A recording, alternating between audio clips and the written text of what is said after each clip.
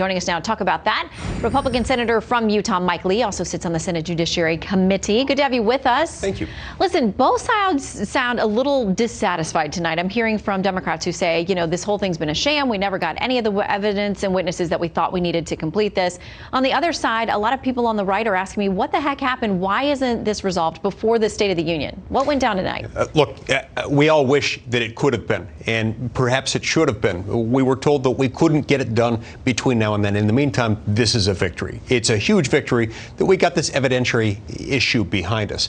Now, look, I know that Democrats have been presenting all this kabuki theater, claiming that we need to have new witnesses. Look, we've heard testimony from 13 witnesses. We've reviewed hundreds of pages of briefing, thousands of pages of evidence. We have had the proceedings that we need to have. We've satisfied our duty as the trial court of impeachment. Okay. Well, I want to give you a chance to respond to one of your colleagues who does not clearly feel the same way. Democrat Senator Liz Warren, who is also running for the presidency, tweets this: Senate Republicans just failed the American people and broke their oath to the United States Constitution. We have talked about how much you love the Constitution. Tonight she says you trashed it. She couldn't be more mistaken.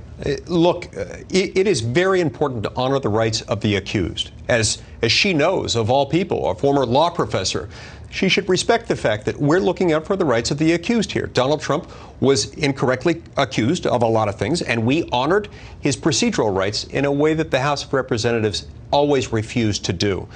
Tonight, we made good on that promise to do right by him, to do impartial justice.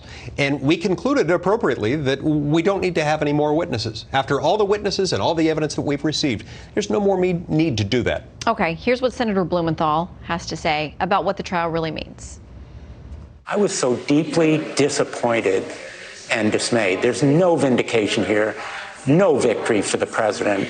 And there is a court of appeals, which is the court of public opinion. We have to take our case to the voters in November. Okay, so a couple of things there. First of all, you know the left is saying there's always going to be an asterisk on this. It wasn't a real trial. There wasn't a full vetting of the claims. And secondly, how worried are you about the fact that these, you know, there are going to be campaign ads made out of this. They're going to use this to run against you guys this fall. Yeah, they are, and they're going to lose.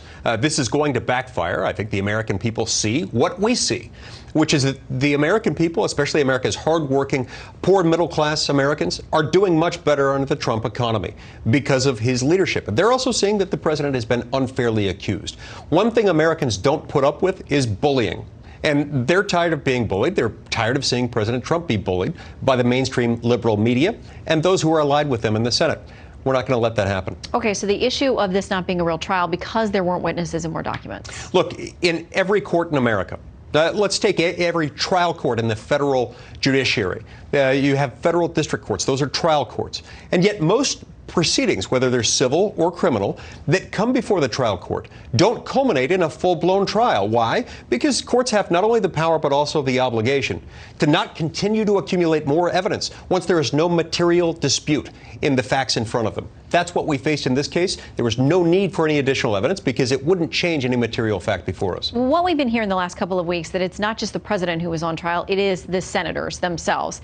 The Washington Post, their editorial board, under the headline, "The Cringing Abdication of Senate Republicans," writes this: Americans who object to Mr. Trump's relentless stonewalling and Republicans' complicity can take some comfort in the prospect that most or all of the evidence the White House is hiding will eventually come out. They talk about John Bolton's book, the fact that we're going to know more in a few weeks.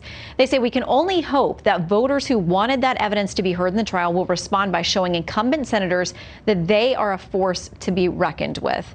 How do you respond to the line that has been, you guys are the ones who are on trial here, and at least most of the mainstream media doesn't like the way you performed? Look, I know that the journalist wing of the Democratic Party, which is to say basically all journalists, present company perhaps excluded, it's not my place to presume, feel that way. I get it. But the American people aren't aligned with them. And that statement reflects a real arrogance and a simultaneous ignorance. The fact of the matter is that if there is evidence that they want out, Adam Schiff can still go get it on his committee. I think it's foolishness. They can bring other impeachment proceedings if they want to. I think that would be foolishness, too. And it's only going to secure their own political detriment.